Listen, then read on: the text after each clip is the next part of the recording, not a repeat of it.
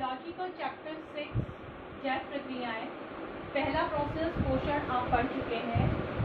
यह है second process श्वसन या रेस्पिरेशन। बचपन से आप श्वसन या सांस लेना जानते हैं। सांस लेना और श्वसन ये दो अलग अलग प्रोसेस नहीं है। सांस लेना एक सिंपल सा प्रोसेस है जिसमें आपने सीखा है कि हम ऑक्सीजन ग्रहण करते हैं यानी कि अंदर खींचते हैं और कार्बन डाइऑक्साइड CO2 बाहर निकालते हैं। अगर आप केवल इतनी बात करते हैं तो ये प्रक्रिया है सांस लेना। अब श्वसन क्रिया क्या है? यह एक कंप्लीट प्रोसेस है। आपने कहा कि सांस लेने की प्रक्रिया में हम ऑक्सीजन गैस अंदर लेते हैं और कार्बन डाइऑक्साइड बाहर निकालते हैं। जब अंदर ऑक्सीजन गैस ली गई तो ये कार्बन डाइऑक्साइड गैस कहाँ से आई जिसको हमने बाहर निकाला? यानी कि जो ऑक्सीजन शरीर के अंदर गई उस ऑक्सीजन ने कोई ऐसी रासायनिक प्रक्रिया पूरी की जिसके फलस्वरूप कार्बन डाइऑक्साइड गैस उत्पन्न हुई और वो हमारे शरीर के लिए एक वज्र पदार्थ है, व्यर्थ या उत्सर्जी पदार्थ जो शरीर के अंदर ज़्यादा समय नहीं रह सकती। उत्पन्न होते ही उस CO2 को हमें शरीर से बाहर निकालना होता है। ये कंप्लीट प्रोसेस श्वसन क्रिया कहलाती है। ये पूरी प्रक्रिया की एक रासायनिक अभिक्रिया है, जैव रासायनिक अभिक्रिया। ध्यान से देखेंगे, ये रिएक्शन आपने केमिस्ट्री के चैप्टर 1 में भी पढ़ी है, जिसमें आपने ऊष्माक्षेपी अभिक्रिया पढ़ी थी कि श्वसन एक ऊष्माक्षेपी अभिक्रिया है। यानी इस प्रक्रिया में जब खत्म होती है प्रक्रिया तो ऊष्मा ऊर्जा बाहर निकलती है। देखते हैं क्या होता है। श्वसन क्रिया में जो ऑक्सीजन गैस O2 हम अंदर खींचते हैं वो हमारे शरीर के अंदर उपस्थित कोशिकाओं में जो भोजन है ग्लूकोज C6H12O6 इस भोज्य पदार्थ से क्रिया करती है और यह क्रिया ऑक्सीकरण है। ऑक्सीजन का योग होता है और बदले में कार्बन डाइऑक्साइड, जल और ऊष्मा ऊर्जा उत्पन्न होते हैं। ये कार्बन डाइऑक्साइड शरीर से बाहर निष्कासित कर दी जाती है। ये कंप्लीट प्रोसेस श्वसन क्रिया है। अब श्वसन क्रिया किस किस प्रकार से हो सकती है? श्वसन क्रिया होने के 3 प्रकार हैं। पहला प्रकार है ऑक्सीजन की अनुपस्थिति, यानी कि ऐसी श्वसन क्रिया जिसमें ऑक्सीजन की उपस्थिति की आवश्यकता नहीं है। ये बहुत ही सरल और सूक्ष्म जीवों में होती है, जैसे बैक्टीरिया। बैक्टीरिया एक बहुत सूक्ष्म जीव है जो अपघटन की क्रिया को पूरा करते हैं। अपघटन यानी कि पदार्थों को सड़ाना और गलाना। उस प्रक्रिया में ऑक्सीजन की उपस्थिति की आवश्यकता नहीं होती और उत्पन्न होने वाले पदार्थों में इथेनॉल और कार्बन डाइऑक्साइड। दूसरी प्रक्रिया की बात करते हैं हम, जब ऑक्सीजन की सप्लाई बहुत कम हो, यानी कि ऑक्सीजन उपस्थित तो है लेकिन बहुत कम मात्रा में। ऐसी अवस्था में जब ये प्रक्रिया पूरी होती है तो लैक्टिक अम्ल और ऊर्जा उत्पन्न होती है। कब हो सकती है, कहाँ हो सकती है इस प्रकार की श्वसन क्रिया? कभी कभी जब हम बहुत ज़्यादा एक्सरसाइज कर लें, भाग दौड़ कर लें तो हमारे मसल क्रैम्प्स आ जाते हैं, यानी कि हमारी मस्कुलर जो हमारी पेशियां हैं उनमें कुछ पेन का अनुभव हम करते हैं। उस अवस्था में क्या होता है कि उस कोशिकाओं में वहाँ ऑक्सीजन की मात्रा, ऑक्सीजन की जो सप्लाई है वो कम हो जाती है। ऐसी परिस्थिति में जो श्वसन क्रिया होती है उसके फलस्वरूप लैक्टिक अम्ल और ऊर्जा उत्पन्न होती है। लास्ट प्रकार है ऑक्सीजन की उपस्थिति, जो 99% सजीवों में होती है। यानी कि ये प्रक्रिया जब ऑक्सीजन हमने ग्रहण की, ये ऑक्सीजन भोज्य पदार्थ का ऑक्सीकरण करती है, बदले में कार्बन डाइऑक्साइड, जल और ऊष्मा ऊर्जा उत्पन्न होते हैं। ये कंप्लीट प्रोसेस श्वसन क्रिया कहलाता है। ये मनुष्य का श्वसन तंत्र है, मानव श्वसन तंत्र या रेस्पिरेटरी सिस्टम। हमारे शरीर में किस प्रकार से ये श्वसन क्रिया पूरी होती है? श्वसन तंत्र या रेस्पिरेटरी सिस्टम का अर्थ है वह तंत्र या वह सिस्टम जिसमें सारे वो अंग शामिल हैं जो हमारी श्वसन क्रिया को पूरा करते हैं। नासा द्वार यानी कि नॉस्ट्रल से हम श्वसन क्रिया स्टार्ट करते हैं, ऑक्सीजन गैस ग्रहण करते हैं, जो इस पूरे रास्ते से होती हुई ये है ट्रैकिया या श्वास नली। ये श्वास नली से होती हुई हमारे फेफड़ों या लंग्स में पहुंचती है, जहां पर बहुत सारी सूक्ष्म संरचनाएं होती हैं और गैसों का आदान प्रदान होता है। कार्बन डाइऑक्साइड गैस उत्पन्न होती है और वापस इसी रास्ते से हम कार्बन डाइऑक्साइड को बाहर निकाल देते हैं। देखते हैं क्या होता है इस प्रोसेस में। ये नासा द्वार है जहां से ऑक्सीजन गैस ग्रहण की जाती है। ये मुख गुहा है, इसी के पैरेलल यहाँ से हमारे शरीर में दो नलिकाएं जा रही होती है। एक तो इसोफेगस भोजन की नलिका, दूसरी श्वास नलिका। श्वास नलिका के ठीक ऊपर एक ढक्कननुमा संरचना होती है जिसका नाम है एपिग्लॉटिस। जब पोषण क्रिया आपने पढ़ी थी तो उसमें एक क्वेश्चन आपको लिखवाया गया है, एपिग्लॉटिस के क्या कार्य होते हैं। ध्यान से समझिएगा। भोजन नली इसी के बगल में है, हम खाना निगल रहे हैं, इधर से श्वास नली चल रही है जहाँ से ऑक्सीजन गैस अंदर जा रही है। यदि भोजन का कोई कण श्वास नली में चला जाता है तो हमें बहुत जोर का धक्का या फंदा लगता है। ये एपिग्लॉटिस एक ढक्कननुमा संरचना है जो भोजन निगलते समय इस श्वास नलिका को ढक लेती है ताकि कोई भी सूक्ष्म कण श्वास नलिका में प्रवेश ना करे। एपिग्लॉटिस का एक बहुत इंपॉर्टेंट रोल है श्वास नलिका में श्वसन क्रिया करते समय पूरा करने। ये श्वास नलिका एक बहुत कोमल संरचना है। इसके ऊपर ये जो रिंग्स आप देख रहे हैं ये कार्टिलेज के रिंग्स हैं, उपास्थि वलय है। उपास्थि एक प्रकार का ऊतक है जो 9th क्लास में आपने पढ़ा था, एक कोमल हड्डी नुमा संरचना। ये वलय इस पूरी श्वास नलिका की को प्रोटेक्ट करते हैं, बचाव करते हैं। ये श्वास नलिका आगे चलकर दो भागों में बढ़ जाती है जिसे श्वसनी या ब्रोंकस कहते हैं। हमारे शरीर में दो लंग्स होते हैं, एक ब्रोंकस एक लंग की ओर, दूसरा दूसरे फेफड़े की ओर चला जाता है। जिस प्रकार आप किसी चिड़िया को पिंजरे में कैद हुआ देखते हैं, ठीक उसी प्रकार से हमारे फेफड़े भी एक पिंजरे के अंदर सुरक्षित होते हैं। ये पिंजरा होता है हमारी पसलियों का बना हुआ। ये पसलियां हैं रिब्स, जो एक केज का काम करती हैं और हमारे फेफड़ों को, जो अत्यंत कोमल संरचना है, उनको हमारी देह गुहा के अंदर सुरक्षित रखती है। अब ये दो श्वसनियां आगे चलकर फिर से सूक्ष्म श्वसनिकाओं या ब्रोंकियोल्स में बढ़ जाती है। देखिए कितनी पतली पतली संरचनाएं। ये श्वसनिकाएं फिर से डिवाइड हो रही हैं छोटी छोटी संरचनाओं में, जिन्हें कहते हैं हम कूपिका। ये कूपिकाएं या एल्वियोली कुछ इस प्रकार की संरचना होती है। ये एल्वियोली का अंतिम सिरा फूलकर गुब्बारे जैसा संरचना बनाता है। एक बहुत इंपॉर्टेंट क्वेश्चन बनता है कि ये कूपिकाएं इस प्रकार से फूली हुई संरचना में क्यों पाई जाती है। ये जो डिवीजन है ये एक सिंपल डिवीजन भी हो सकता था, परंतु इनका अंतिम सिरा इस प्रकार से फूल जाता है। कारण क्या है?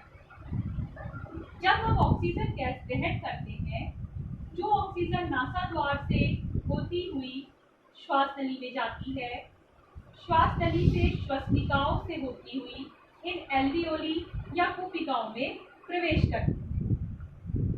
ये ऑक्सीजन सारे शरीर की कोशिकाओं में पहुंचकर भोज्य पदार्थों का ऑक्सीकरण करती है। जो कार्बन डाइऑक्साइड उत्पन्न होती है वो इसी मार्ग से इन कूपिकाओं के पास आ जाती है और इसी मार्ग से पुनः नासा द्वारा बाहर निकाली जाती है। इनका ये फूला हुआ स्ट्रक्चर एक बड़ा क्षेत्रफल प्रदान करता है। अगर ये पतला या छोटा स्ट्रक्चर होता तो क्षेत्रफल इसका कम होता। फूला हुआ जो स्ट्रक्चर है वो ज्यादा सतही क्षेत्रफल प्रदान करता है, जिससे ज्यादा से ज्यादा गैसों का यानी ऑक्सीजन और कार्बन डाइऑक्साइड का आदान प्रदान होता है और ये श्वसन क्रिया पूरी होती है। लास्ट में आप एक मोटा सा स्ट्रक्चर देख रहे हैं जिसका नाम है डायाफ्राम। डायाफ्राम क्या है? ये पेशियों की बनी हुई एक मोटी संरचना है। डायफ्राम का काम है इस पूरे स्ट्रक्चर को, जो हमारे लंग्स हैं, हमारे फेफड़े हैं, फुफ्फुस बोलते हैं फेफड़ों को। आपकी एनसीईआरटी की बुक्स में और जो क्वेश्चन पेपर आपको बोर्ड का मिलेगा, हर जगह पर फुफ्फुस वर्ड इस्तेमाल हुआ है, जिसे फेफड़े के लिए यूज किया गया है, लंग्स के। इनको सपोर्ट देने के लिए एक मासल संरचना होती है डायफ्राम। जब हम सांस अंदर खींचते हैं तो डायफ्राम की पेशियां सिकुड़ती हैं, जिससे वक्ष गुहा, ये वाली गुहा जहाँ फेफड़े स्थित है, फैल जाती है, इसका आयतन बढ़ जाता है और ढेर सारी ऑक्सीजन हम अंदर ग्रहण कर पाते हैं। जब हम इसके विपरीत CO2 को बाहर छोड़ते हैं तो ये रिलैक्स पोजीशन में होता है।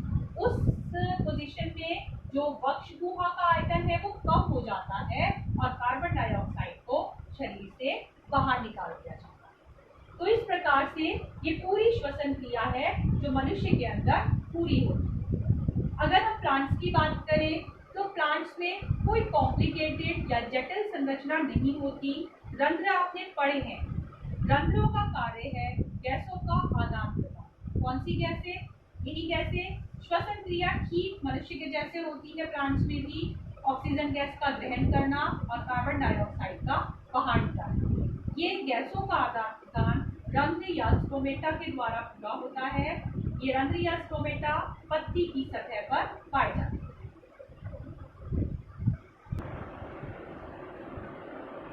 जैव प्रक्रियाओं में दो प्रोसेस आप पढ़ चुके हैं, पहला पोषण, दूसरा श्वसन।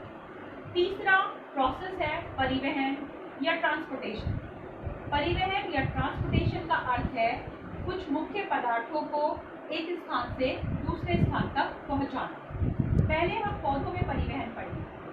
पौधों में परिवहन यानी कि पौधों में कुछ ऐसे इंपॉर्टेंट पदार्थ होते हैं जिनका पौधे के एक भाग से दूसरे भाग तक पहुंचना आवश्यक होता है, और ये काम दो प्रकार के ऊतक पूरा करते हैं। इन ऊतकों को हम संवहन ऊतक या वैस्कुलर टिश्यूज कहते हैं। जाइलम और फ्लोएम दोनों ही ऊतक पौधे के तने के अंदर पाए जाते हैं। जाइलम ऊतक का कार्य है जल तथा खनिज लवणों को पौधे के निचले भागों से पौधे के ऊपरी सभी भागों तक पहुंचाना। पौधे में हम पानी कहाँ डालते हैं? जड़ों में। जड़ें मिट्टी के कणों से इस जल को एब्जॉर्ब करती हैं। जड़ों के जाइलम से तने के जाइलम तक ये जल पहुंचता है, और जिस प्रकार से आप कोल्ड ड्रिंक पीते हैं किसी स्ट्रॉ से ऊपर की तरफ खींचते हैं, ठीक उसी प्रकार से जाइलम ऊतक, ये जो आप रेड कलर के एरोस देख रहे हैं, जल जाइलम ऊतक के द्वारा ऊपरी भाग में चढ़ता है। पत्तियों में, शाखाओं में और पौधे के सारे ऊपरी भागों में जाइलम ऊतक के द्वारा जल और खनिज लवण जो भी मिट्टी से प्राप्त होते हैं वो शेष ऊपरी भागों तक पहुंचा दिए। बात होती है भोजन। भोजन किस प्रकार से एक स्थान से दूसरे स्थान तक पहुंचता है? आपने पढ़ा था कि प्रकाश संश्लेषण की क्रिया होती है पत्ती के अंदर। पत्ती एक फैक्ट्री का काम करती है पौधे के लिए भोजन बनाने का। सूर्य का प्रकाश पत्ती प्राप्त करती है, क्लोरोफिल एक्टिव हो जाता है, वायुमंडल से कार्बन डाइऑक्साइड आती है, और यही जल जो जाइलम ने ऊपरी भाग तक पहुंचाया था, ये जल पत्ती को भी प्राप्त होता है, और इन सभी कच्चे पदार्थों से पत्ती के अंदर भोजन का निर्माण होता है। अब भोजन केवल पत्ती तक ही सीमित नहीं रहता। पत्ती से तने के अंदर उपस्थित फ्लोएम ऊतक पौधे के सभी ऊपरी और निचले भागों में इस भोजन को पहुंचाने का कार्य पूरा करता है। इस प्रकार से जितने लिक्विड्स हैं वो जाइलम के थ्रू, और जो भोज्य पदार्थ है वो फ्लोएम के द्वारा पौधे के अन्य सभी भागों तक पहुंचा दिया जाता है। ये क्रिया परिवहन कहलाती है। मनुष्य में परिवहन, हमारे शरीर में ट्रांसपोर्टेशन या परिवहन किस प्रकार से होता है?